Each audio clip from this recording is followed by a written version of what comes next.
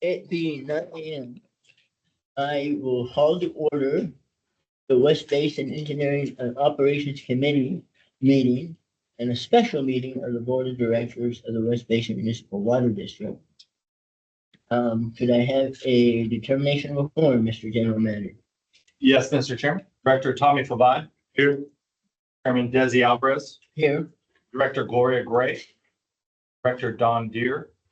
Director Scott Hughes. Mr. Chairman, we have both members of the committee and we're ready to proceed. All right.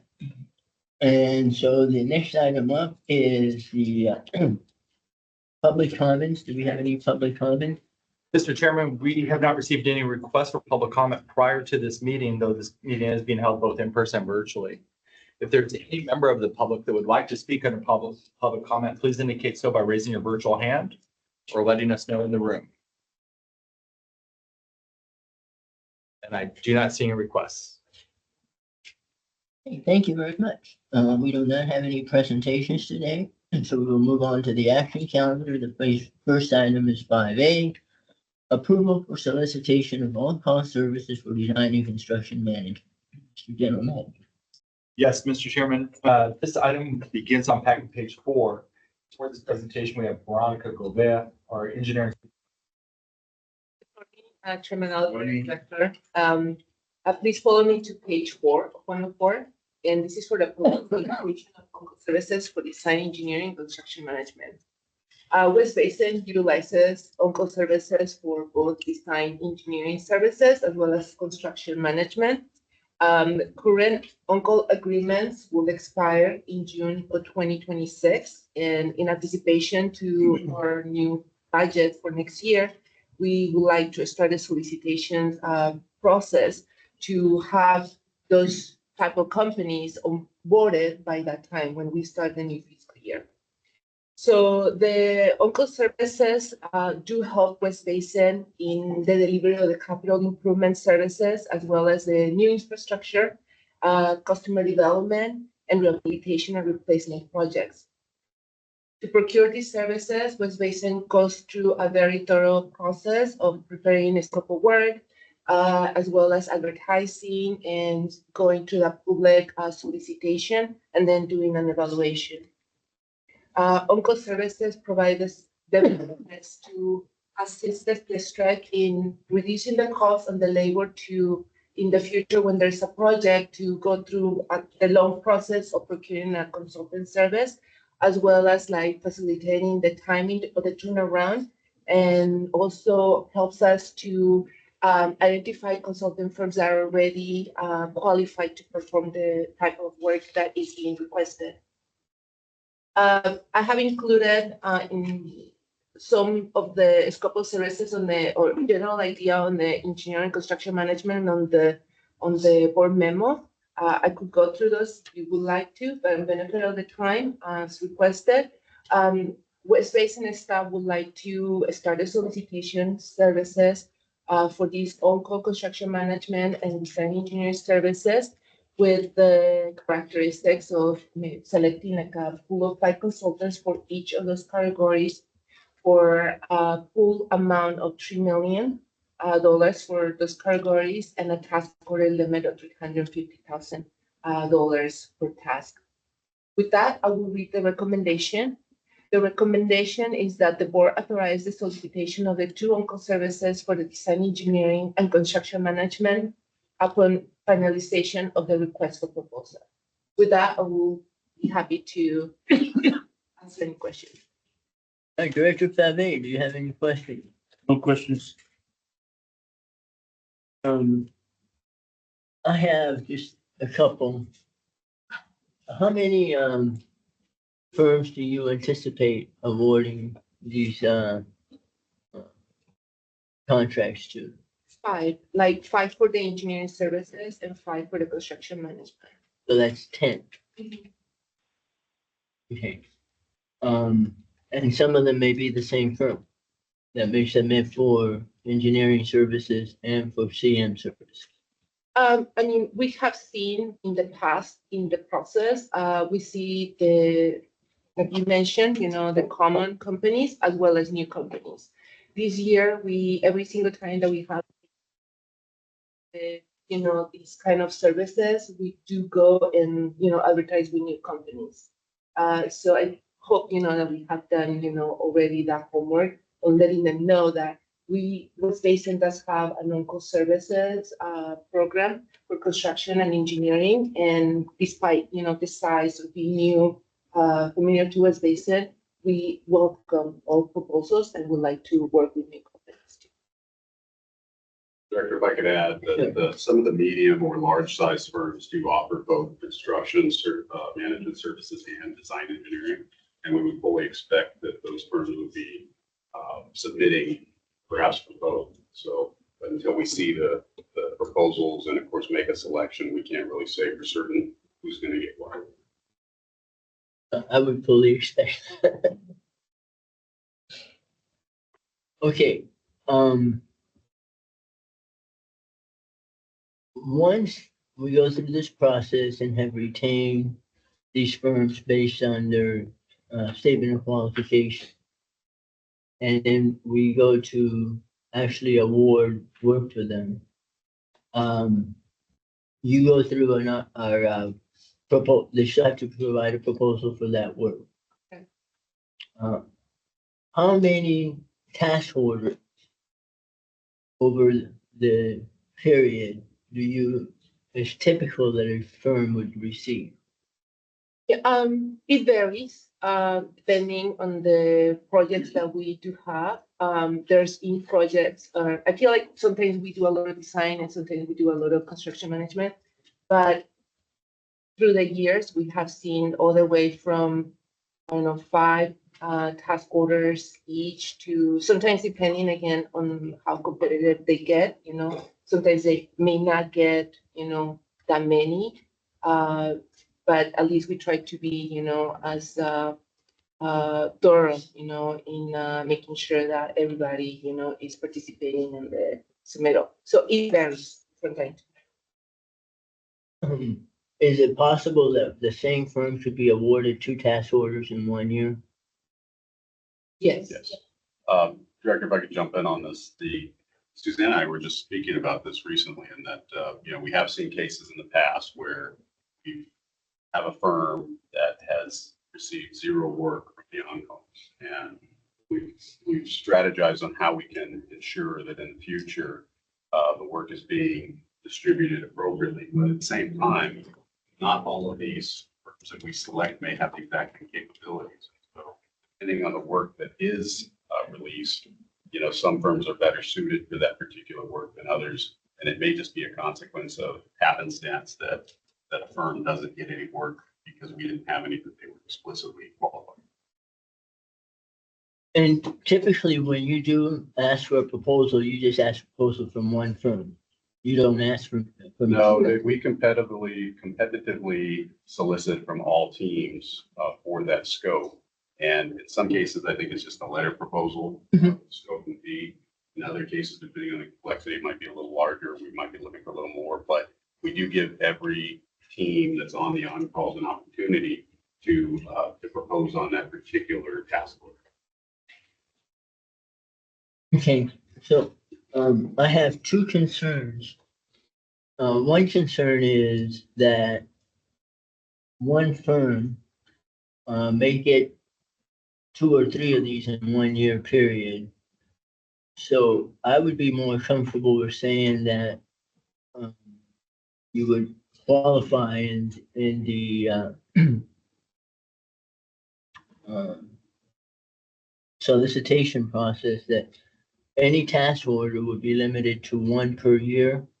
And that if an exception, you can put some exception language in there, but we need to put some language in so that one firm doesn't end up getting 2 or 3 of these in a year, and all of a sudden, instead of it being $350,000, you got over $1 million awarded to the same firm in that 1 year.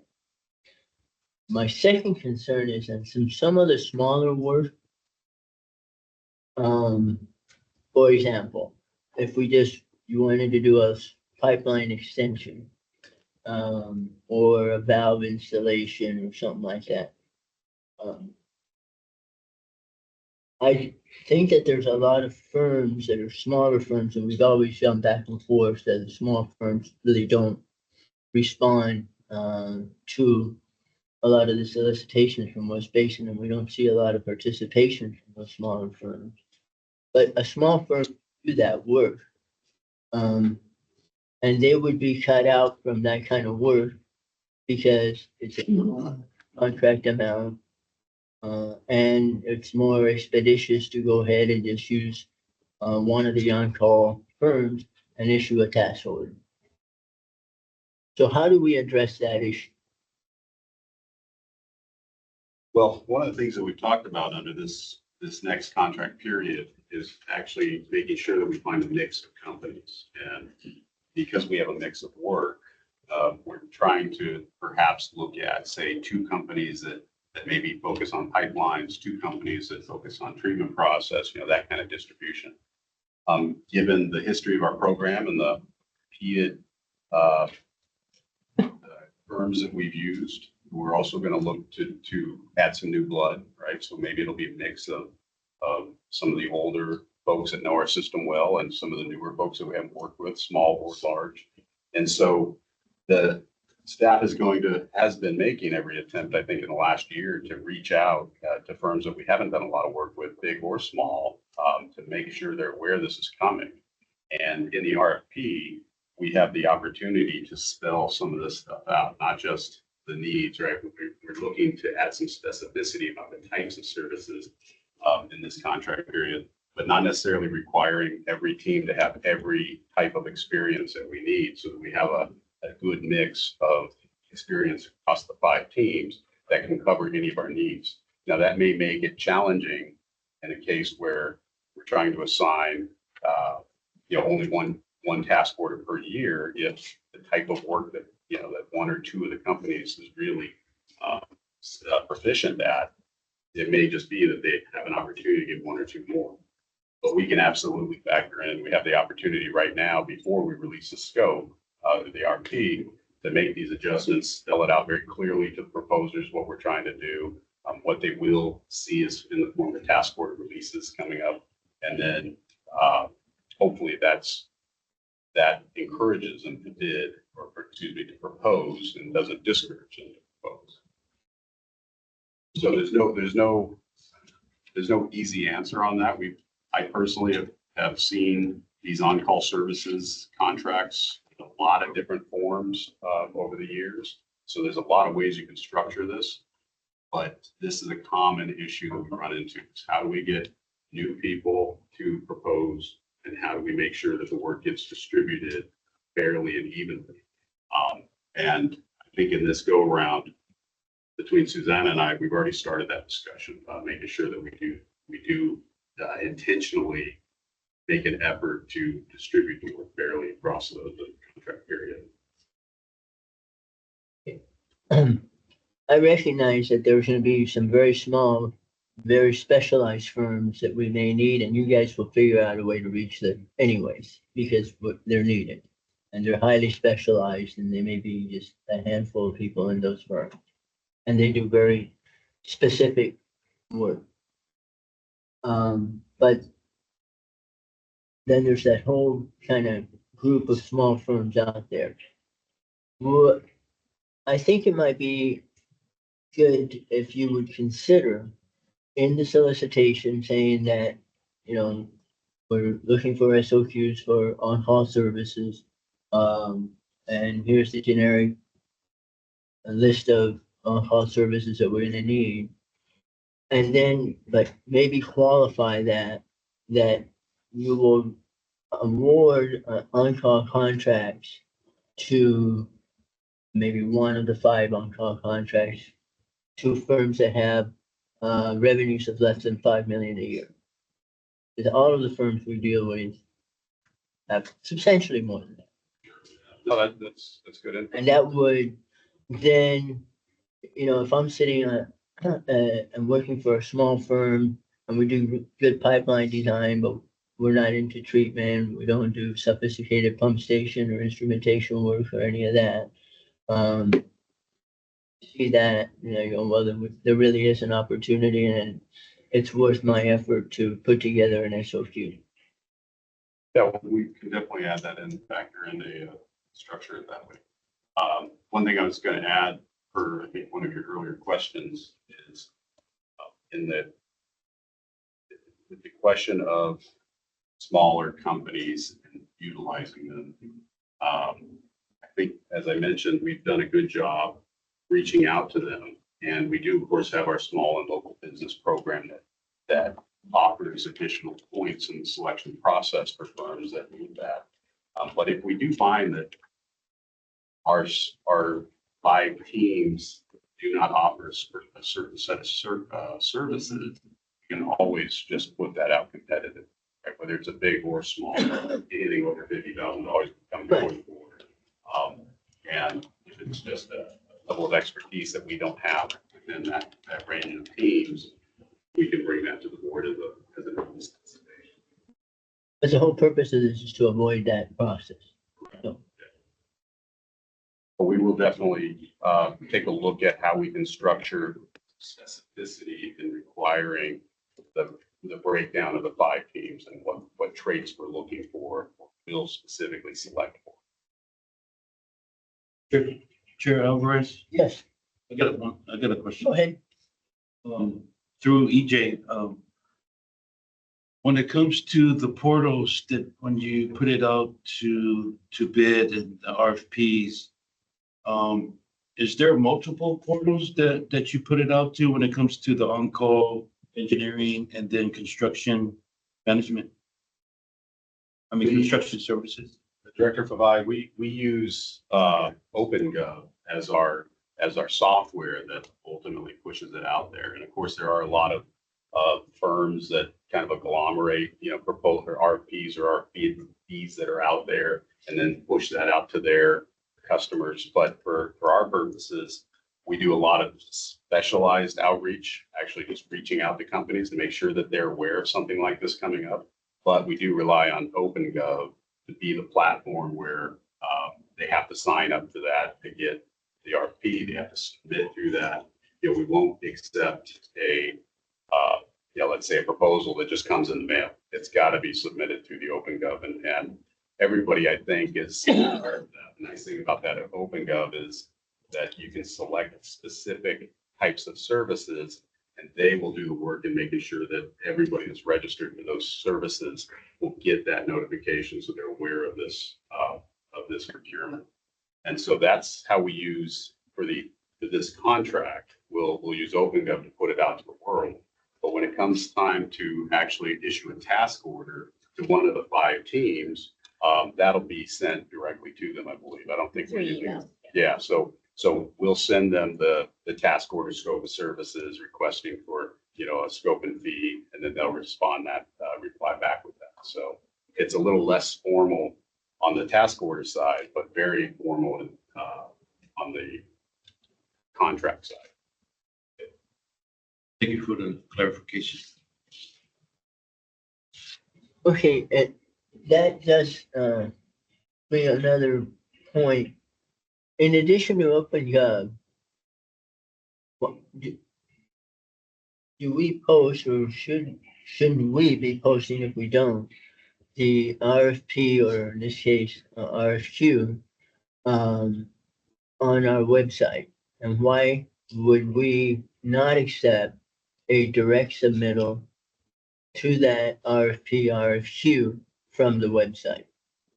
Well, on the website, we do have instructions for registering on OpenGov, and there's no reason why we can't post it there. I'll have to confirm with our procurement folks whether they post up every single procurement, because certainly it'd be good for somebody to find it there, read about it, decide if it's something they want to pursue. And if they're not already an OpenGov customer, then they can follow our instructions to go do that. But one of the reasons that we have adopted, and many agencies have adopted, it's just for that transparency, right? To make sure that we have a formalized process to not just put out the information for these proposals, but to receive it.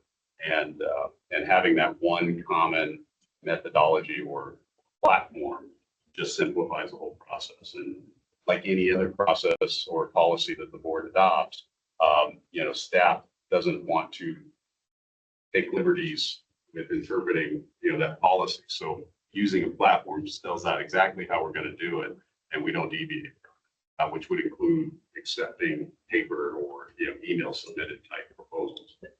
And I believe on the website, it lists directly link to the OpenGov, like any upcoming solicitation, so they would have access to. But you have to still go to OpenGov and you can do both. You can still have OpenGov, which gives you a platform to the world. And you can still post the RFQ or RFP on the website, and they can download it directly from the website. And Eric, to your point, which is true, a lot of times I know that I would read the RFP or RFQ if I can download it right away and say, yeah, this is something I'm interested in or I'm not. And then pursue it or not pursue it, as opposed to being directed to another web page, et cetera. So if you're trying to make it convenient, especially for smaller firms, et cetera, it would be best to do both. Go ahead and use OpenGov. That's the portal to the world, but also on the web page, and there's no reason why we can't do it. Post it. So if we can do that, please. Yeah, let me look into working with our IT and our procurement folks to post any and all opportunities up on the website. But with regards to whether we can or would accept a proposal in any other form, I'll want to talk with the experts in this area, our procurement folks, and specifically make sure we don't go about the admin code. So if there's any specificity in the admin code about using OpenGov process, we would need to change that. So let me do some investigation, Director, and we'll come back. Okay. But do post the RFQs and RFPs, please. I'll have to Then check. whether you accept them, I'll have to check, but I think that's our normal practice. It had been, so let me make sure that we're maintaining that. Yeah, I'm actually trying to find it right now on our website. We'll get back to you, Director. okay, and I don't think that there's anything that precludes us from accepting it directly. If somebody just wants to submit a response to an RFP and not go through the OpenGov. I understand that the OpenGov serves as a clearinghouse and kind of double check some of the stuff, but Can I add something? I think like the reason for which we request the consultants to, go through OpenGovs is to make sure that all of them are getting the right information. In the past, there was the green pages, Planet Bits, which still, in business. And sometimes they will grab the information from a entity that was outside those forums and post, for example, the request for information, for proposal. However, they wouldn't follow up with addendas that is issued. So by accepting proposals that are coming from an outside source, it becomes very difficult to determine whether those companies want paid for a proposal request that was free, for downloading, and instead they pay to get that information. And maybe two, they then also get the corresponding clarifications or addenda that in some cases might be issued following, the questions that are received. Also, sometimes they may have questions and we may not have the proper mechanisms to trace those questions because they may go through, just a, agency that is outside OpenGovs and they might not respond. So I think like the main purpose of us advertising heavily, like utilize OpenGovs, please, register with that is like for us to make sure that everybody's getting a fairness in getting all information that is free, that they're not getting, the advantage by any other, entity that is, not that. Now, I believe also that though maybe the RFP is not exclusively, it's like posted, like, for example, in LinkedIn, there is, or Public Information Department does do also, the effort to announce it on social media. So they, announce like there is a request for proposals in a website and this for this. So that way they can help them, guide them to also explore other forums that are not necessarily, or typical just webpage. Webpage, we will put, there's a request for proposal being requested, but again, LinkedIn and the other forums that we have is basically being announced that there's an upcoming solicitation. Mr. Chairman, I'm very aware of the time. I know, I'm just about to do something. But let me just add to this conversation because I'm getting texts and messages from our entire team. So I want to say thank you to everybody. All of these procurement opportunities and these RFPs are also posted on LinkedIn, Instagram, and other social media. So we're doing everything we can to get the word out. And yes, it is on, all these things are posted on our website. We can track whether people are putting the materials in manually or going through the OpenGov process if we want to open that up. And we can report back to you because I don't know how many people or how many firms would be doing that anyways, but we can always report back. I think that I can continue to work with you offline to get more information into this, but I just want to make sure that, because we have a lengthy agenda and I want to make sure that we get there. So, if it's okay with Director Fave, what I'm gonna say is, I'm okay with moving this forward, but don't put it on the consent calendar, put it on the action calendar. So that we, and, revise the, staff report to address topics we discussed today.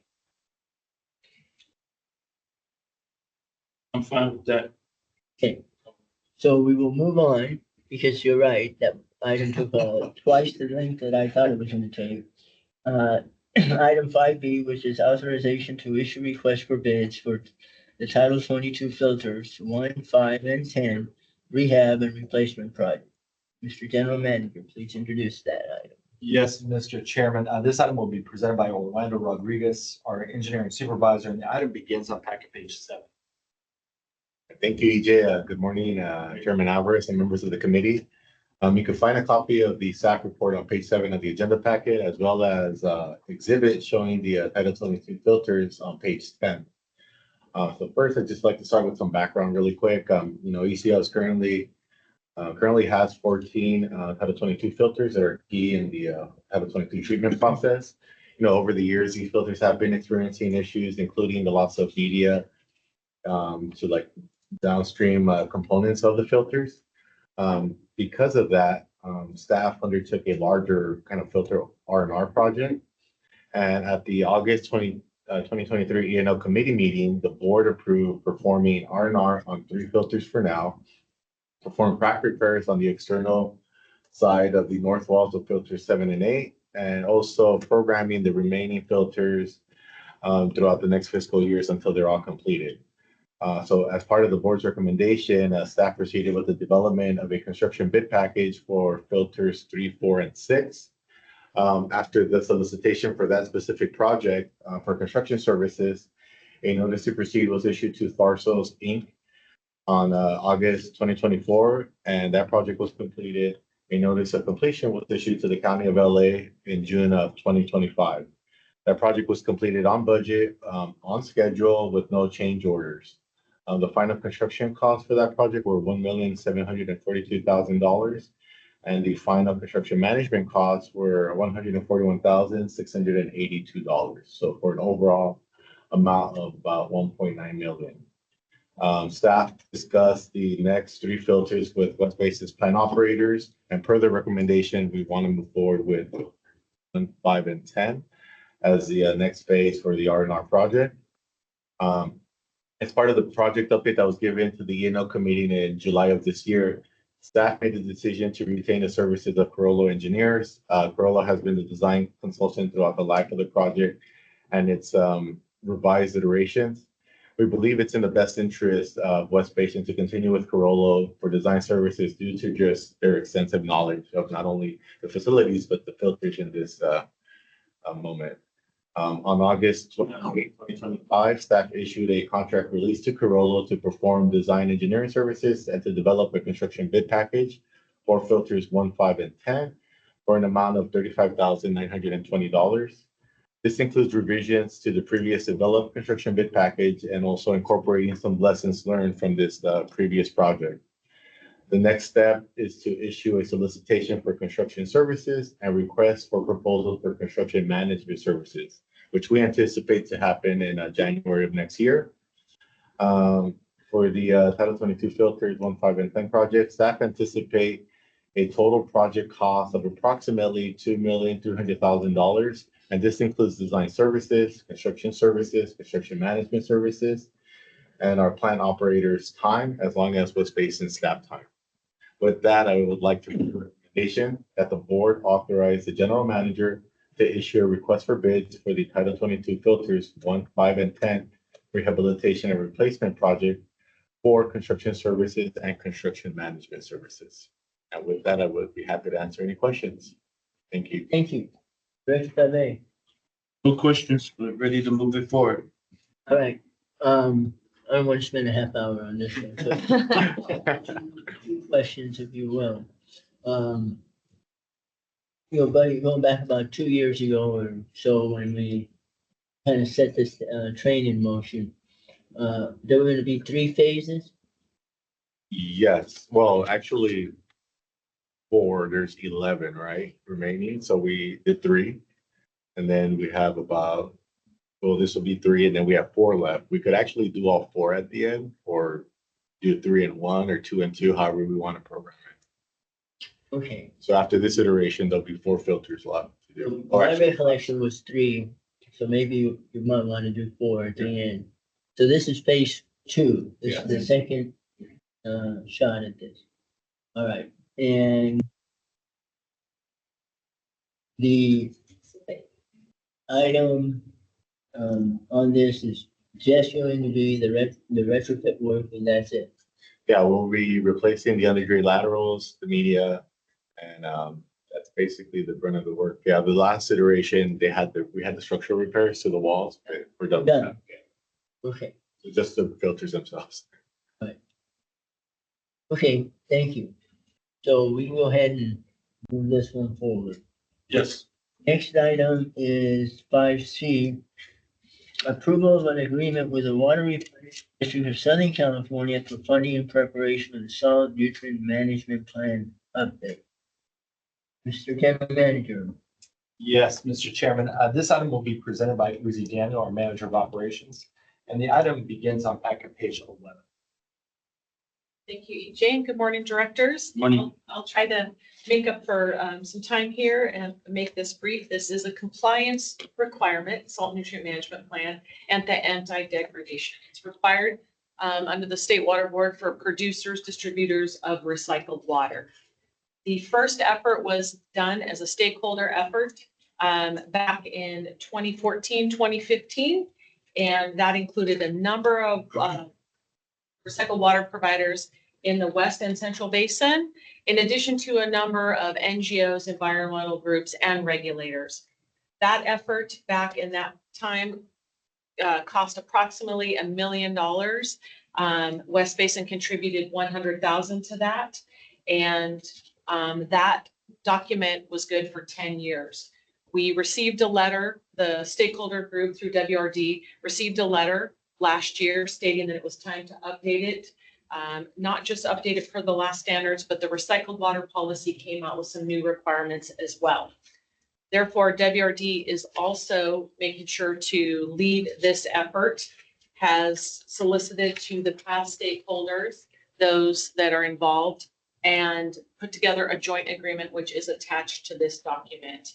You can see on page 12 a number of the stakeholders involved, and the amount and the scope of that work as well. And I'm happy to answer questions, but in the sake of time, I'll read the recommendation.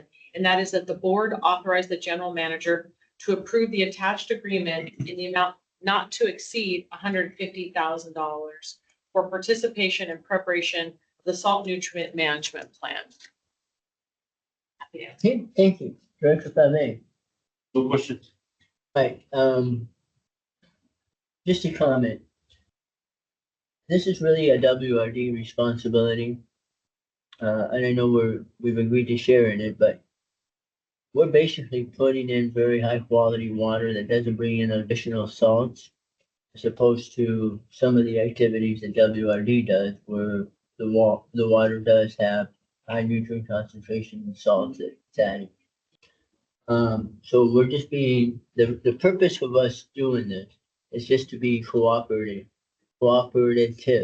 with a sister agency, if I could refer to them that way. But Director, if I could, that's not entirely the need. It does obviously cover the barrier injection that for the recycled water that we produce. But it also covers our disinfectant tertiary applications when we put it onto the ground on irrigation. And maybe Uzi can touch on that a little bit. Yeah, in fact, interestingly, when we hit the 10-year mark, they actually rescinded or put on hold approval of one of our projects, PV, until we could come up with our own anti-degradation updated analysis. Because then we agreed to be a part of this program, they allowed a limited one, but it delayed and cost money for us to do that. So if we did not participate in this, we could cite the document, but we would have to do an anti-deg analysis for any expansion, modification, including even internal boiler feeds. So that is correct. It is also for both products of water. And apologies if I didn't make that clear in the summary. But, okay, so we'll move this one.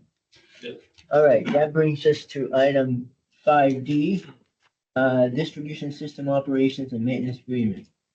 Yes, Mr. Chairman, and as I introduced, we do have Frank Fuchs, our operations supervisor, here for this presentation. It begins on packet page 32, but I want to acknowledge one thing.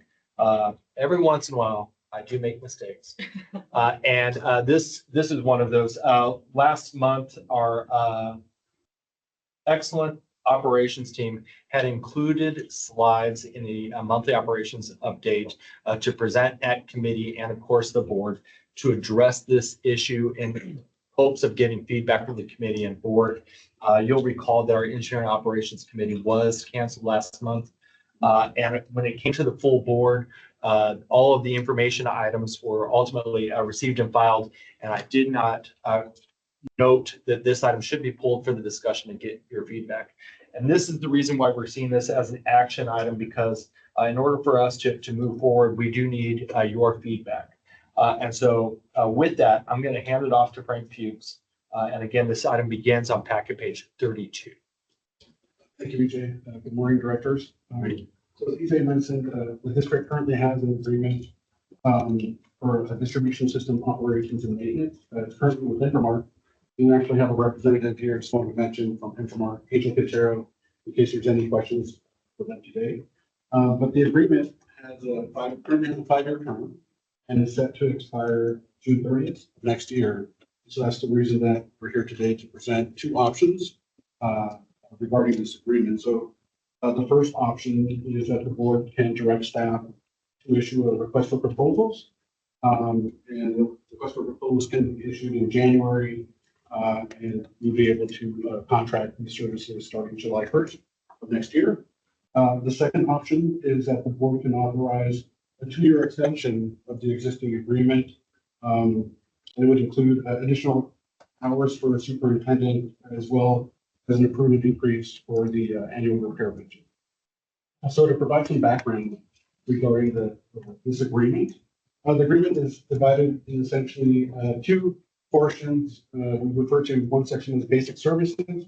So this is the general operations and maintenance of the system, such as, for example, water quality sampling, valve exercising, maintenance to the furnaces and the distribution system, as well as the maintenance of the pump and disinfection stations, general equipment troubleshooting, and also includes locating underground pipelines for responding to dig routes. And the repairs include both 24/7 emergency response, as well as non-emergency repairs for pipelines and equipment. And all of the work under this agreement is performed on a time and material basis with a 10% markup on materials and contract costs. And so there are set labor rates for the agreement, but for any purchases, materials and contractors, those two have a 10%. So for the first option, going back to that, to issue a request for proposals, again, we could issue in January of next year, present a recommendation by April of next year's bill to be ready for July, and staff are prepared to move forward with that option. The second option, just to provide a little bit more background to that, the reason for this option is that we recently started using an asset management software as part of the district asset management program. The program was just recently launched in August of this year, so we really don't have a lot of data accumulated. And with that data, though, it allows us for an opportunity to really refine the scope, just develop better performance goals, and really improve the budget assumptions for future audit. So, for example, we're able to track hours spent on preventative maintenance compared to corrective maintenance for certain assets. And based on this information, we may find that we want to adjust the frequency of the maintenance for certain assets. So some may be increased, some could potentially decrease, which would affect, again, the overall scope. Also, an extension offers continuity of operations and takes advantage of Infomark physician training and knowledge of the distribution system. And finally, Infomark also indicated that they're willing to keep labor rates the same for the extension. With this option, we would recommend an increase of the total hours for the superintendent for the annual repair costs. Over the past 3 years, the number of annual distribution system leaks has increased from an average of 12 to 15, including 3 major mainline repairs. The average annual repair costs in the past 2 fiscal years have been approximately $362,000 per year, compared to the budget amount $224,000 per year. So the 2-year extension recommendation includes those additional annual repair costs as well as 348 hours per year for the superintendent. The table 1 in the board memo, as you can see here, summarizes the annual costs of the option to extend the agreement by 2 years. I do want to note that this agreement was initially a 3-year term. It was first approved in 2021 by the board, and the board approved a 2-year extension in May of last year. So this would be another extension for this option. A 2-year extension for the distribution system agreement would modify the total agreement budget from $4,316,200 to $6,632,800. So to summarize, for phase 2 option provides time to collect additional data to really develop a more informed scope for the future while keeping the labor rate the same. But to be clear, issuing an RFP would not impede the implementation of an asset management. So with that, I'll read the recommendation that the board direct the general manager to implement one of the following options. 1, that the board authorize the general manager to issue a request for proposals in January 2026 for the operation and maintenance of the West Basin Recycled Water Distribution System. 2, that the board authorize the general manager to extend agreement W2959 for 2 years through June 30th, 2028, and amend the agreement budget from $4,316,200 to $6,632,100. So with that. Mr. Chairman, if I could just add one thing. Again, the timing of this, I wish we would have had the opportunity to get your feedback last month. This action item, whether it's option 1 or 2, this provides, I think, the lead time in order to implement either one of those flawlessly. So I wanted to bring that up, and we're ready to act based off of the input that we get from the committee and the board. Thank you. Thanks, Bebe. Go ahead. Got a couple of questions. Can we bring up the person from infrastructure? Oh, Yeah. I got a couple of questions for you. Go right You're gonna be on the hot seat, man, just for a few minutes. ahead. Anna, could you grab our festive hat? You don't have to wear it, but. You might wear it after the questions I'm about to ask. So it was mentioned in the presentation when it comes to the labor rates, and labor rates are not going to change. So when it comes to, the men and women, the boots on the ground, who are the trade organizations that you work with when it comes to your organizations? As far as the subcontractors, we have Valverde for one. We used to work with Doty Brothers a lot in this area. Other projects that we have, we use Doty Brothers as well. We have Jay Salazar is another contractor. There's several. There's W.A. Rassick, another contractor. They're all familiar with the area. Also, we have another contract, a couple of small contractors that are pretty readily available, but they're in high demand. They don't take on big projects. They're usually handy when we have some emergencies where we have the big contractors tied up and they're not available. So we try to have several contractors available to assist us with emergency response. Got it. So, I'm glad that you bring that up because, quite a few of those contractors that you mentioned are signatory or union. So I'm gonna go back to my first question about the labor rates because, you said that the labor rates are not gonna change, right? Yes. So how can that be when the labor rates, you get contract allocations to the signatories that have to approve their contract allocations like every 6 months? So how does that freeze up their contract allocations when they give you a number? Yeah, I don't have the background information regarding that. It would be our regional manager and our vice president that has that information.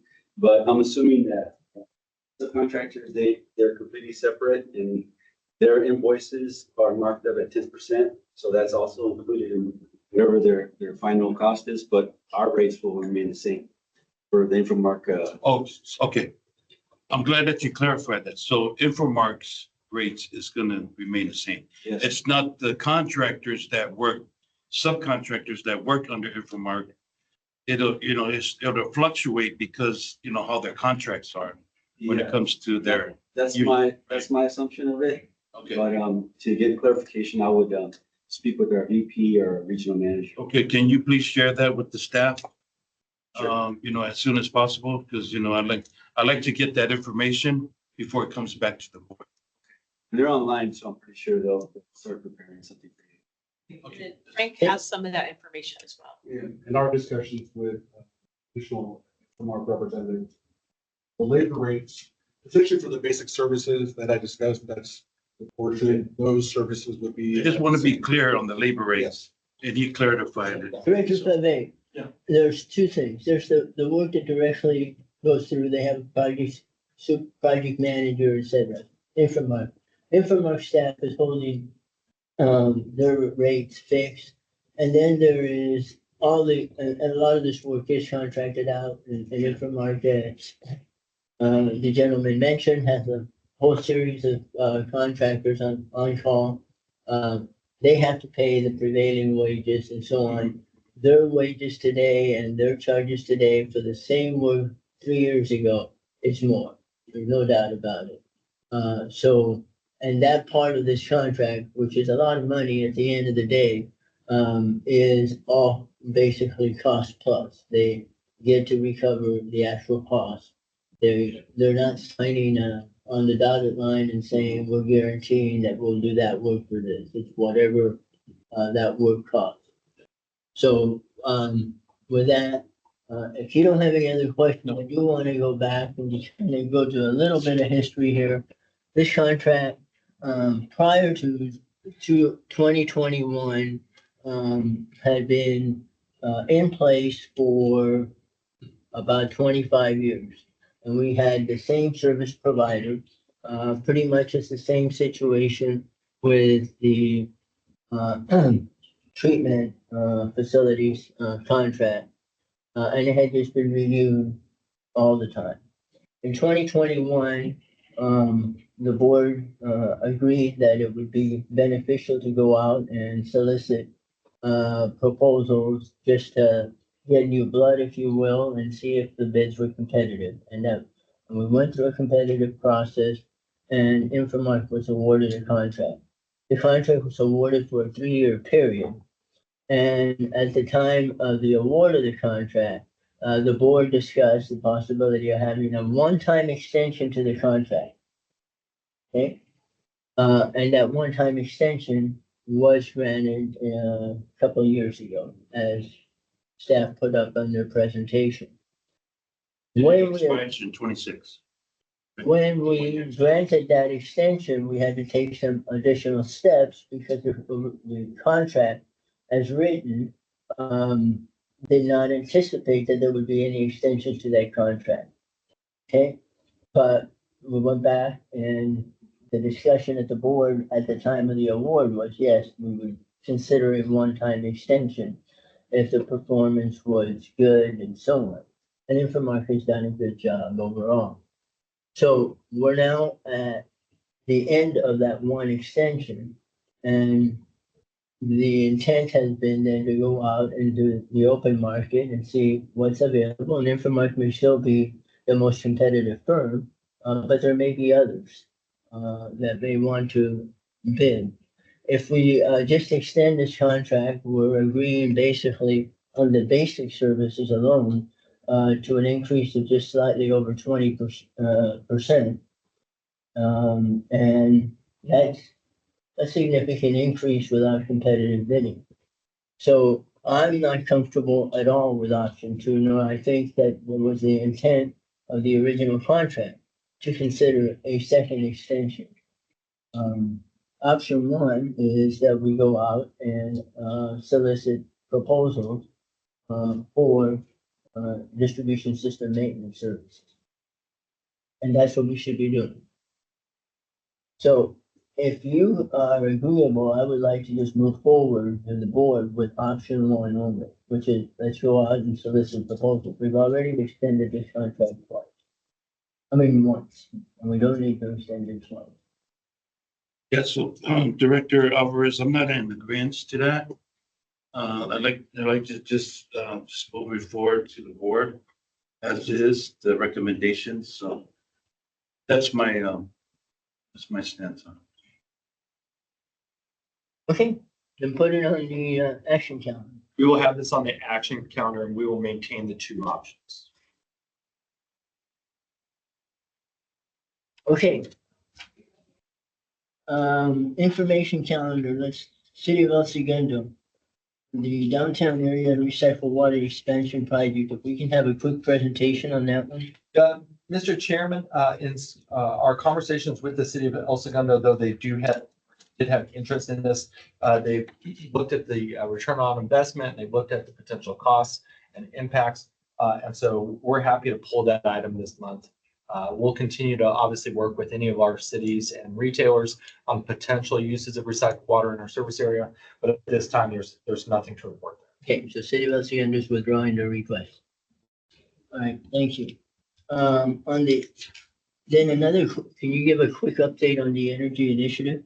Yes, for this presentation, we do have our ops team of Jason Kung and Jeremiah Shea, our operations analysts. Morning, directors. As EJ mentioned, this item is on page 65, but we're going to jump straight into the presentation on page 65. Just for the interest of time, you may recall previous energy initiatives such as enrolling in direct access, where we purchased our generator energy at a fixed rate, and some demand response programs where the district assists in reducing load on SCE's grid during high demand events. But on the direct energy side, we tallied up a savings of approximately $865,000 at ECL since entering the program in March 2022, all the way to March 2025. So for 3 years. And at that time, a 15-month renewal was approved by the board, extending the participation at a new rate through June 2026. And as that date is fast approaching, we'll be returning to the committee with options to consider in Q2 of next year. But moving on, this energy initiative update contains new programs that we're partnering with others on and to further optimize the resources our facilities consume. Jeremiah is going to be covering a future opportunity along with some others that are on the way. Yeah, thanks, Jason, and good morning, directors. Thank you for having us. We're excited to present a couple opportunities that our staff's been evaluating to continue improving our energy efficiency at West Basin facilities. These range from very specific pilot applications of technology at specific pump stations to rebate programs and incentives that are offered through some statewide programs and some public agency programs that West Basin qualifies for. And then finally, I'll throw it back to Jason to kind of describe to the committee how we plan to track all of these energy savings over the long term and improve on that energy efficiency. And so kind of going down the list, the first very targeted application of energy efficiency improvement we're looking at is some smart pump station technology. If you could please go to the next slide. West Basin staff, we've been meeting with Jacobs Energy Efficiency engineer since the transition has been completed. We're looking at an opportunity to improve the efficiency of our Hyperion secondary effluent pump station. This is a very large district pump station asset. It operates 24/7 and currently costs approximately $1.2 million annually just in energy costs. And so what some of these smart pump technologies do is they're able to overlay across a pump station, bring in data about pump pressure, flow, pump speed, agglomerate all that in their program, and then spit out recommendations for the best pumps to turn on, turn off, which pump speeds to set at, to extend the pump life beyond their useful life. Instead of running a pump outside of its preferred range, you keep it right in that preferred operating range and keep the pump lifespan nice and long. And then also it would reduce pressure spikes and leaks by seamlessly transitioning pumps on and off. These type of technologies have the ability to either be in automatic mode where they would automatically switch on the most optimal pumps, or they would just provide recommendations to the operators, say, hey, we recommend you turn off pump 3, turn on pump 4, you'll save a good amount of money doing that based on the flow and pressure conditions at any given time. And so we're currently evaluating a couple different options for this technology, and staff will be returning to the committee for any approvals required for the installation. But we are excited to target the Hyperion pump station for the first installation of this type of technology. And then moving on to some of the other opportunities our team's been looking at, there are some statewide energy programs. These are incentive programs largely run through SoCal Edison. And so this statewide water infrastructure and system efficiency program, what we're calling the SWWISE program, SoCal Edison's contracted with Linkous, which is a private energy consulting firm, to deliver this program to SCE customers. And so West Basin's enrolled in this program at no cost to us. They kind of act as a project support engineer to help us identify energy efficiency opportunities. We've already had a site visit from Linkous staff in October 2025. They took a look at our whole facility. They have a list of pumps that SCE conducted pump tests on back in 2023. And we've identified several low-hanging fruit where we would have ROIs or payback periods of less than 1 or 2 years if we rehab the pump, and then the resulting energy savings would continue on into the future. And then in addition to that, there is incentives to help West Basin pay for those upfront pump overhauls, which we probably would have already pursued on our own. So good benefit to West Basin at no cost to us. In addition to the SWWISE program, there's kind of a parallel track going on with on the next slide, the Southern California Regional Energy Network, their water infrastructure program. This is a separate energy incentive program, and this one's specifically targeted at public agencies in the state of California. You can see on the map there the participating counties, agencies, tribal governments that are included in this program. And actually, West Basin was approached by our partners at the South Bay City's Council of Governments that actually informed us that this program existed. So we're reaping the benefits of that partnership with the South Bay COG because we had no idea this was available to us. And so that the SoCal REN WIP program has a lot of overlap with the SWWISE program. And so all of these consultants are working together with West Basin. We have joint meetings with the SWWISE consultants and the WIP program consultants, and we're identifying which opportunities would be best put in each of the programs so that we're getting the maximum benefit for any energy savings that we want to pursue this year.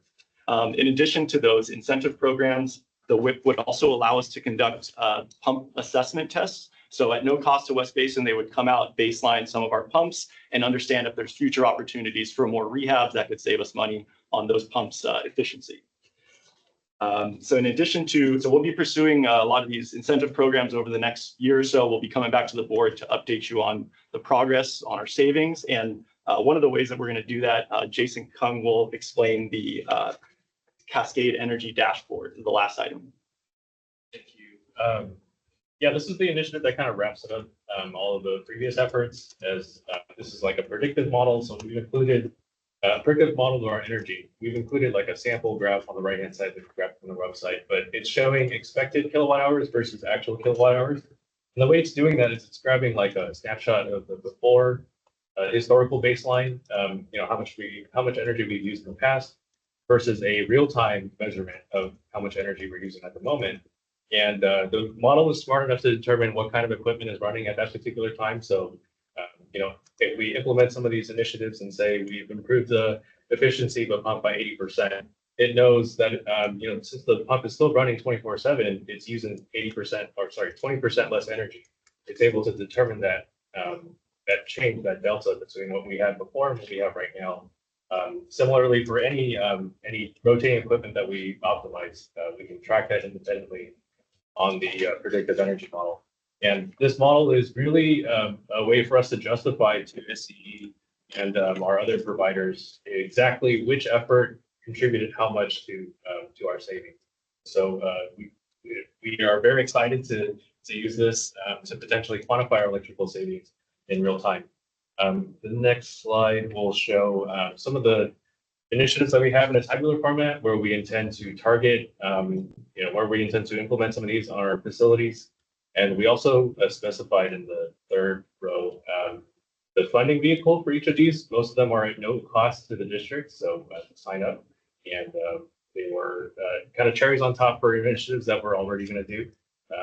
But the one thing I did want to highlight, and just in the interest of time, is that there's an incentive program for each of these programs, whether it's from UWP or from SCE, where if we save an X amount of energy, they'll pay us, cents per kilowatt hour, which is very similar to what we pay on the generation side. So think of it as free generated energy in that sense.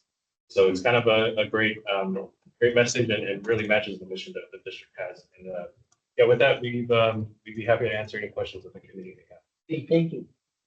No question. I was gonna say my questions for the board when it comes up with the boards. Because I know do time me up there. No, I have a few, I'm okay right now. Yeah, you good? Okay. So, I think, for staff, I want you to be mindful of the programs, like when it comes to these energy initiatives, that we want to be mindful of, what they offer, and that we're not tying our hands when it comes to, if these initiatives have, programs where they have to use their own pre-qualified contractors. Okay. I want to be mindful about that, because West Basin should be in the business of, being inclusive with, every opportunities that we have when it comes to diverse contractors and, local business and small business. I want to make sure that we're mindful on that this doesn't tie our hands like the U.S. Corps of Engineers. I know that's federal, but, these type of initiatives, we want to make sure that these questions are being asked to these folks when they present to you, that, the work when it comes to construction and management, engineering, that goes through West Basin and not through these, I just wanted, the staff to be mindful. Director Favai, if I may, I can assure you that these programs do allow West Basin to utilize our own contractors, consultants that we already have. And so they essentially support us in developing the scope of work for the pump overhaul, which we would then turn around, put out on the street, or give to our pump and motor contractors that we've already pre-qualified. So yeah, there's no obligation to use a specific firm from these programs, luckily. Thank you. Okay, just along those lines, my questions were, these are basically, software programs, and or evaluations that are going to be provided by Edison in terms of the performance of pumps and so on. All of these options that you presented are, do they cost us any money or not for the software and or the actual physical testing that Edison would be doing? Of the options that we've presented today, the only one that West Basin would pay for directly, and we would obviously come back to the board or a committee for these approvals, would be that first option, the smart pump technology. Everything else is no cost, publicly funded programs for the pump evaluations, and we're already eligible for those incentives, correct? Okay, and the smart pump technology, Doesn't Jacobs already have that? I'm not aware if Jacobs has that. It's definitely not installed at our Hyperion pump station at this time. They do not have that technology, but that's one of the programs that they encourage West Basins to also look into. And that is one of the programs that their corporate side have also been looking Tell Jacobs that they should acquire it and make it. into. But They have other applications for it and it would be smart on their part to do that.